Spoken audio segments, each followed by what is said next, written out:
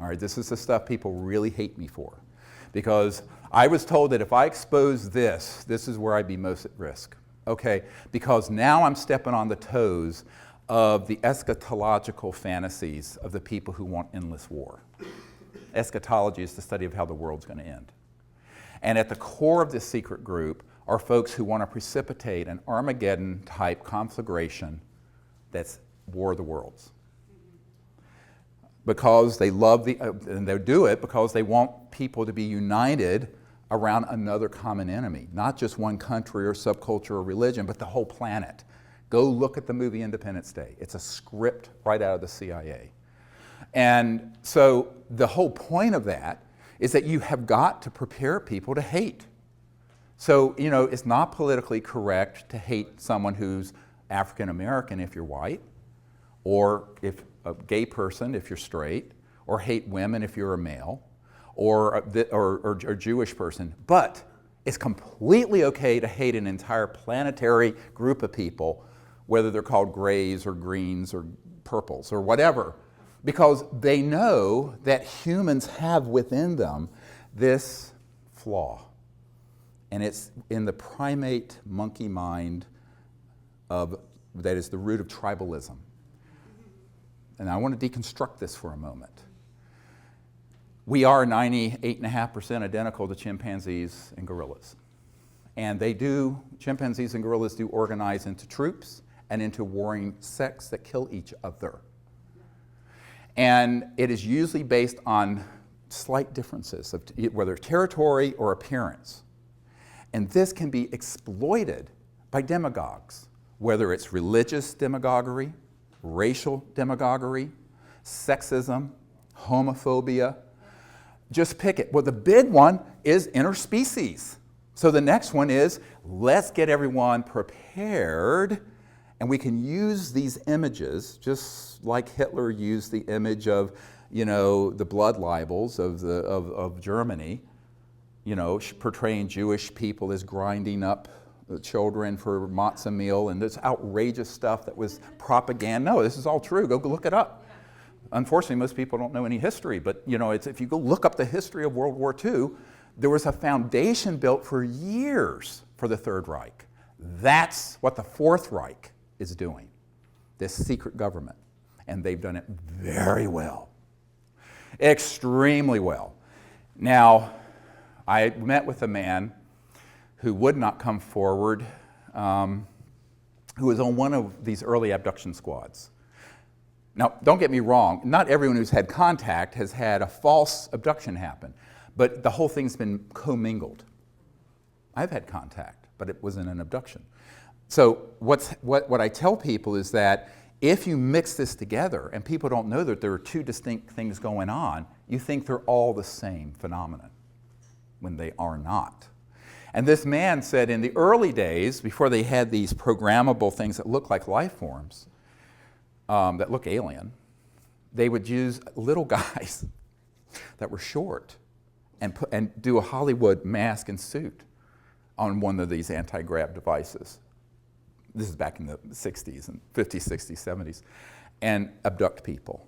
And so they started this program long time ago. And it's very easy to do. Very easy if you understand the technology. Now, this is the other problem. Most people don't understand the extraterrestrial technology, and if you don't understand that, you're not going to understand what the reverse engineering spin-offs have been, one of which is what I'm describing. So when they realized that they could stagecraft this, and this is described in the Strategic Studies Institute document. I don't know, the director of the film Sirius didn't want to put that in there. He thought it was too controversial. The next film will have it in there. I'm going to override whoever the director is, that this has got to be in there. But that way you prepare the population for a new enemy to fight. How else can you grow the military-industrial complex from $1 trillion a year enterprise to a $3 trillion or $4 trillion or $6 trillion? You have to have an enemy. As Leon Panetta said, we're spending $110 billion a year to chase 70 al-Qaeda members in Afghanistan. He said that. So how do you keep that juggernaut going? You've got to have another and a bigger enemy. So In the meanwhile, they'll concoct and create and keep the fire burning, manipulate the world to keep the fire burning deliberately. And that's what we've seen over the last decade. We go in and break Iraq, and then it creates, it just keeps this fire burning. However, the big surprise that's coming, 1,000 times worse than 9/11, is this false flag operation to stage a threat from outer space. There was a man who came to the congressional briefings in 1997, and he was prepared to open this entire box, Pandora's box of issues, to the members of Congress there.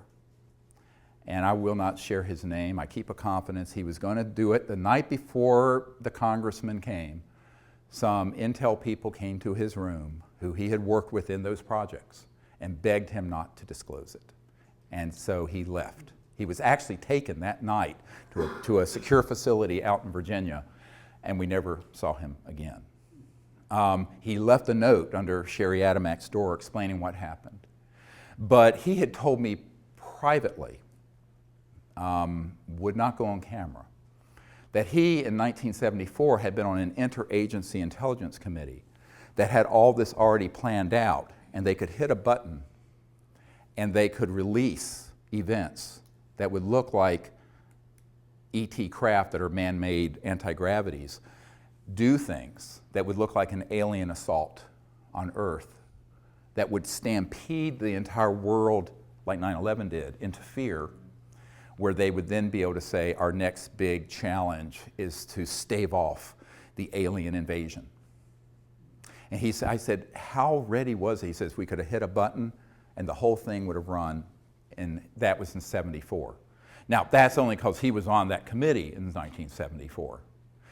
He told me, but he said it was fully operational well before then. So we're getting into some really deep and dark stuff here. Some people are very disturbed when I share this. I don't think we have to, it's childhood's end today. You have to go into this with eyes wide open.